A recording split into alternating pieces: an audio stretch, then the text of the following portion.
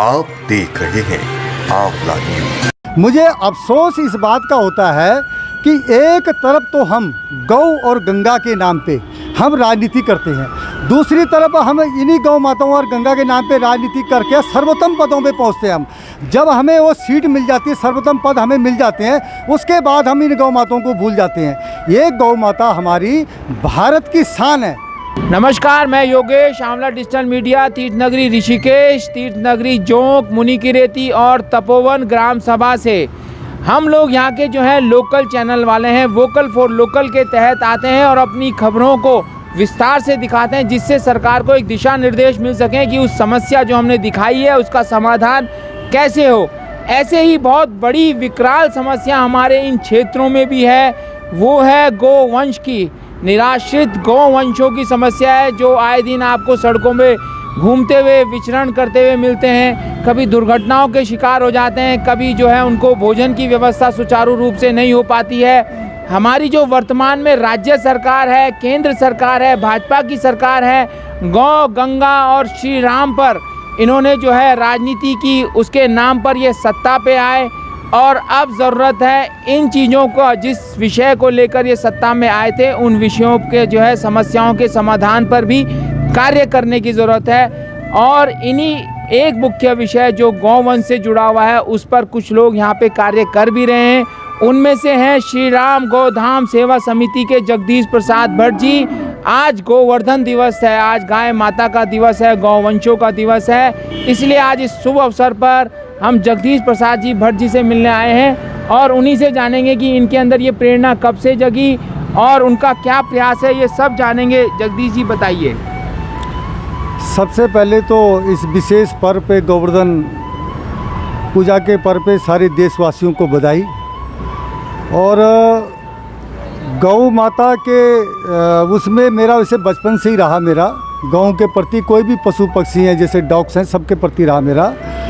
तो विशेष करके अब जब से लॉकडाउन हुआ, ये कोरोना महामारी आई, 21 तारीख को लॉकडाउन हुआ था पूरे भारत में, और 23 तारीख को मैं अपने तपोवन निवास से नीचे गंगा जी जा रहा था, तो लक्ष्मण चौक तपोवन में मैंने एक गाय माता को ऐसे ही जो है मरती हुई देखा। तो वहाँ पे मैंने 2-4 लोगों को यही पूछा, मैंने कहा भाई इस गौ माता को क्या हो गया। उन्होंने कहा जी जो आजकल सारे यहाँ सिस्टम बंद है और ये गौ माताएं जो हैं यहाँ पे पॉलीथीन प्लास्टिक खा के जो है ये माताएं ऐसी मर रही हैं। तो मेरे मन में उसी दिन से विचार आया, तो मैं वहाँ नहीं गया, मैं गंगा जी नहीं गया और सीधा वहाँ से वो अपना वापस आया, अपने होटल में आया। यहाँ से मैंने गाड़ी ली और गाड़ी लेके सीधा हम गौ माताओं के लिए, चारा के लिए हम बाज़ार चले गए।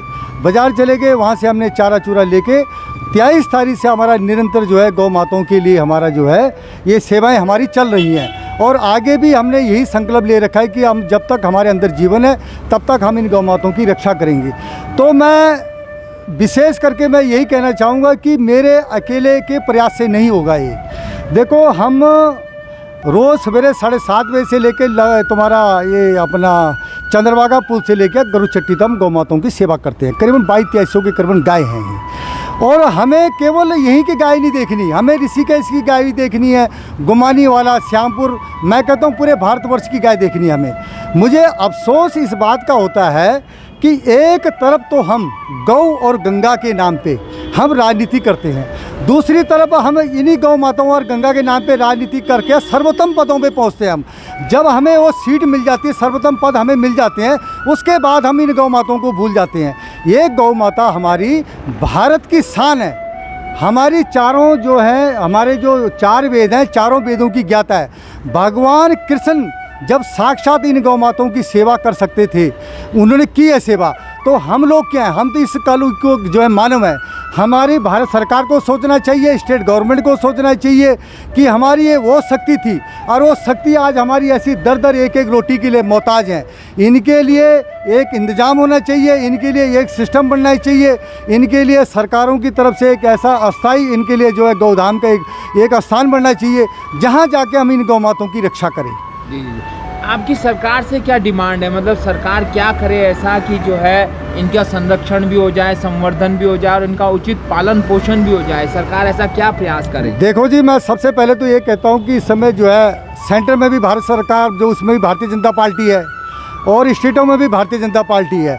और मैं तो यही कहूँगा कि विशेष करके भारतीय जनता पार्टी जो है गौ गंगा के नाम पे इन्होंने जो है उच्चतम पदों पे पहुँचा, राजनीति करी। और मैं भी भारतीय जनता पार्टी का ही वो हूँ और मैं ये कहता हूँ कि ये अगर ये सरकार चाहे तो वन विभाग से मिलके हमें कहीं भी ऐसा स्थान दे जहाँ पे भी ये गौ माता हमारी सड़कों पे ये बच्चे भटक रहे हैं जो कि गाड़ियों के नीचे आके मर रही हैं, गौ माताओं के बच्चे, इनके लिए स्थान मिल जाए और उस स्थान पे जाके हम इनको भोजन जो है इनको उपलब्ध करा सकें।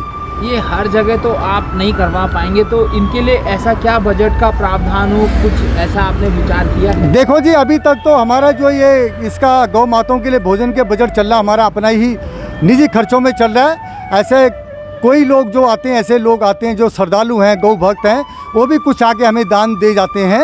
और इसके लिए हमने फिर प्रयास किया, हमने ये प्रयास किया कि भाई अकेला हमारा बस का तो है ही नहीं है, अकेला हम जो करेंगे इन्हीं को कर पाएंगे, हमें तो पूरे भारत की गाय को बचाना है।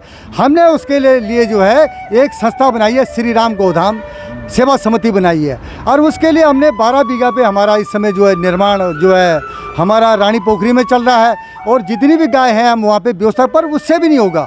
हम ये चाहते हैं, सरकार से हमारी ये मांग है कि कहीं पे भी हमें ऐसा स्थान दिया जाए, माननीय मुख्यमंत्री जी से हमारी यही मांग रहेगी कि कहीं पे वन विभाग को करके कहीं पे हम पे ऐसा स्थान दिया जाए जहाँ पे इन गौ माताओं को हम एक साथ इकट्ठा करके और वहाँ पे इनको भोजन दे दिया जाए। हाँ, ये हमारे साथ जगदीश प्रसाद भट्ट जी थे, श्री राम गौधाम सेवा समिति से जुड़े हुए हैं और गायों की सेवा बचपन से करते हुए आ रहे हैं। भाजपा की विचारधारा से भी है, सरकार केंद्र में भी भाजपा में है, राज्य में भी भाजपा में है। तो सरकार को अब सोचना चाहिए कि गौ सेवा का काम करने पर समय आ गया है। आज ही से गोवर्धन दिवस पर संकल्प ले ले कि हमें हर नगर, हर गांव में, और हो ना सके तो 2 नगरों में, 2 गांव में, 3 गांव में एक जगह इन गौवंशों का शेल्टर बनाना है।